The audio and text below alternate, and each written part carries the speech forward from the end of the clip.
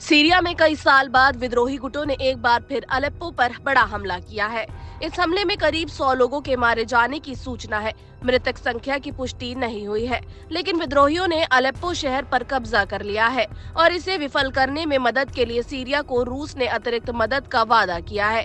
सीरियाई विद्रोहियों के अलेप्पो के मध्य तक पहुंचने के चलते सेना ने शहर का हवाई अड्डा और सभी सड़कें बंद कर दी हैं। सीरिया में सालों बाद एक बार फिर से लड़ाई छिड़ गई है। सीरियाई सेना ने माना है कि विद्रोही अलेप्पो शहर के बड़े हिस्से में घुस आए हैं और वहां पर उन्होंने दर्जनों सैनिकों को मार डाला है। शहर के बाकी हिस्सों से सेना ने अपने सैनिक बुला लिए हैं और अब विद्रोहियों पर जवाबी हमले के लिए रणनीति बनाई जा रही है। पता चला है कि अलेप्पो पर विद्रोहियों के कब्जे के बाद रूसी सेना सक्रिय हो गई है और उसके लड़ाकू विमानों ने विद्रोहियों पर हमले शुरू कर दिए हैं। सीरिया के दूसरे बड़े शहर अलेप्पो पर विद्रोहियों के कब्जे ने राष्ट्रपति बशर अल असद की मुश्किलें फिर से बढ़ा दी हैं। सीरिया पर ताजा हमला इस्लामिक संगठन हयात तहरीर अल शाम के लड़ाकों ने किया है। विभिन्न सशस्त्र गुटों के कब्जे वाले देश में करीब 4 वर्षों के बाद लड़ाई छिड़ी है। उससे पहले सीरिया की सरकारी सेना ने रूस और ईरान के सहयोग से असद विरोधी विद्रोह को दबा दिया था। सीरिया की सेना ने कहा है कि उसकी बमबारी से विद्रोहियों को अलेप्पो में आगे बढ़ने में मुश्किलें आ रही हैं और वो किसी स्थान पर अपने कब्जे को मजबूत नहीं कर पा रहे हैं। जल्द ही विद्रोहियों को शहर से बाहर कर दिया जाएगा, जबकि विद्रोही सूत्रों के अनुसार उन्होंने इदलिब प्रांत के मरात अल नुमान शहर को भी सरकारी सेना से छीन लिया है। इस प्रकार से पूरा प्रांत विद्रोहियों के कब्जे में आ गया है। विद्रोहियों का दावा अगर सही हो तो ये राष्ट्रपति असद के लिए बड़ा झटका होगा।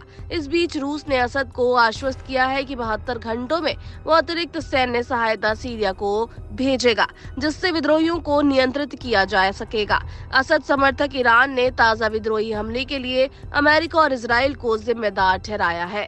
सरकारी मीडिया ने शनिवार को बताया है कि सीरियाई सैनिकों ने करीब 1 दशक बाद पहली बार देश के सबसे बड़े अलेप्पो शहर के अंदर विद्रोहियों से लड़ाई की है। उधर युद्धक विमानों ने शहर के किनारे पर विद्रोही आपूर्ति लाइनों को निशाना बनाया। विद्रोहियों ने अलेप्पो और इदलिब के ग्रामीण इलाकों में चौंकाने वाले हमले करते हुए अलेप्पो के दक्षिण में एक रणनीतिक शहर सहित दर्जनों गांवों और कस्बों पर कब्जा कर लिया।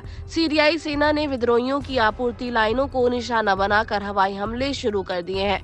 देश में गृह युद्ध पर नजर रखने वाली Syrian observatory for human rights ने कहा है कि विद्रोही सैनिकों को निशाना बनाकर किए गए हवाई हमलों में 20 लड़ाके मारे गए हैं। आपको बता दें कि 2011 में अरब क्रांति के साथ ही सीरिया में गृह युद्ध की शुरुआत हुई थी। साल 2000 से सीरिया के सत्ता में काबिज बशर अल असद की तानाशाही सरकार के खिलाफ लोकतंत्र समर्थकों ने विरोध प्रदर्शन शुरू कर दिए थे। इसके बाद फ्री सीरियन आर्मी के नाम से एक विद्रोही गुट तैयार हुआ। विद्रोही गुट के बनने के साथ ही सीरिया में गृह युद्ध की शुरुआत हो गई थी। इसमें अमेरिका, रूस, ईरान और सऊदी अरब के शामिल होने के बाद ये संघर्ष और बढ़ता गया। इस बीच यहाँ आतंकवादी संगठन ISIS ने भी अपने पैर पसार लिए। 2020 के सीज फायर समझौते के बाद यहाँ सिर्फ छुटपुट झड़प हुई है। संयुक्त राष्ट्र की रिपोर्ट के मुताबिक 1 दशक तक चले गृह युद्ध में 3 लाख से ज्यादा लोग मारे गए थे। इसके अलावा लाखों लोगों को विस्थापित होना पड़ा था।